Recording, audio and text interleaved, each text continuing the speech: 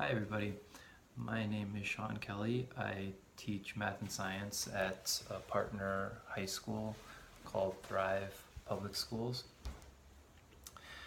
So addressing my wiki project for the class.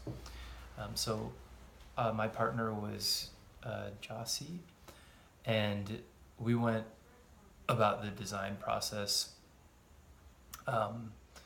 This is how we went about the design process.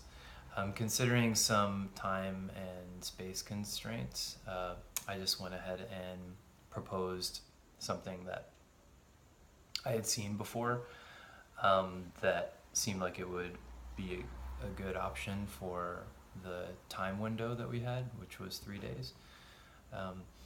It would also satisfy some of the desire to build and tinker that we found among the students on our roster.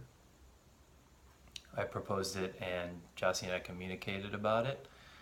I feel like Jossie contributed a lot more to the structural, thoughtful bulk of the project. I was pretty pleased with her willingness to be so intentional about a project that I just kind of tossed out there. So I feel like, considering the circumstances, it actually yielded some pretty healthy exchange. So that was the process. 3 things to meet the needs of EL students in the classroom. So we were planning on grouping students in a purposeful manner so that ELs were grouped in a supportive and functional environment to just start things off. We would make instructions available in a number of spaces visually throughout the classroom and through a handout or through Google Classroom.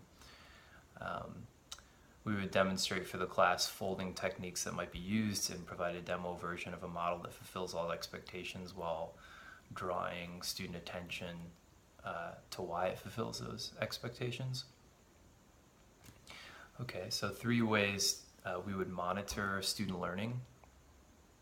So we would have students checked off on their design idea before going on to the next step.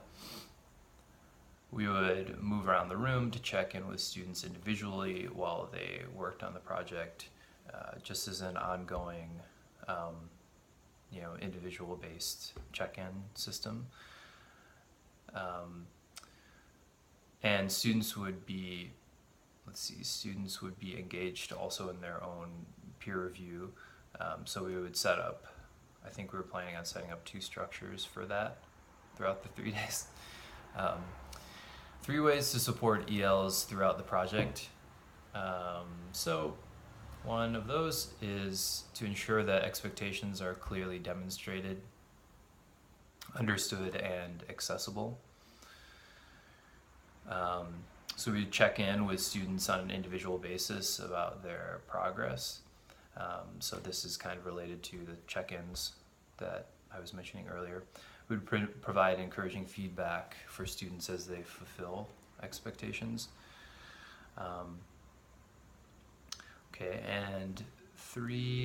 So this was 3 modifications.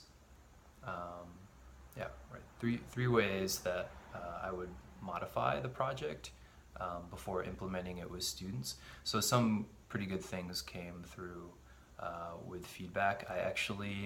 It's about 10:40 right now, and it's getting me past my bedtime. So I didn't get one of the rounds of feedback from other teams, but I did get one of them.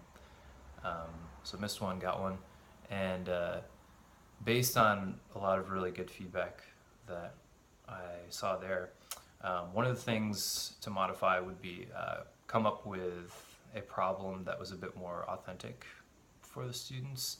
I like this. I think that it's like the project for me is an idea, and I think I would probably move in this direction regardless.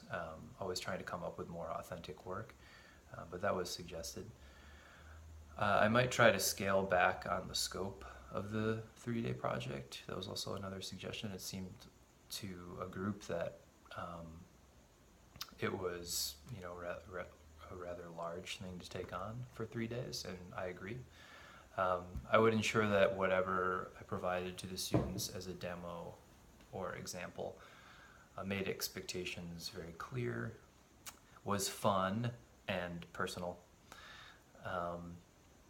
So yeah, I think that is also something that I value. I very much value about the feedback that we received.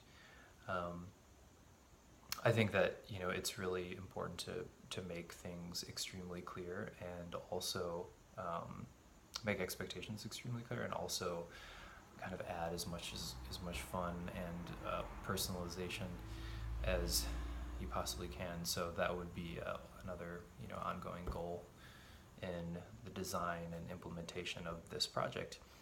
Thank you so much for listening, and good luck. Good evening.